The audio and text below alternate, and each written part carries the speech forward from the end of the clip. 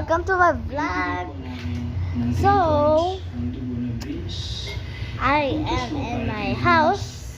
Nagjo-joke po siya na And hindi rin po pinag-iisipan yung sinasabi niya. Pero pagdating po sa kanya, I have so many toys.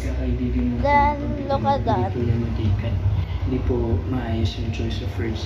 And I am a teacher right now. I'm pretending to be a teacher because my cousin, my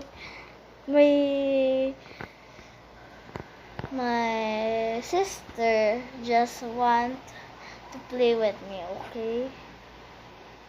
So, here's my sister and my mama. That's my mom and my sister. That's all what I can say. So, just come for part 2, okay? I am just teaching my kapatid here. My sister, yeah. So, guys, see you tomorrow.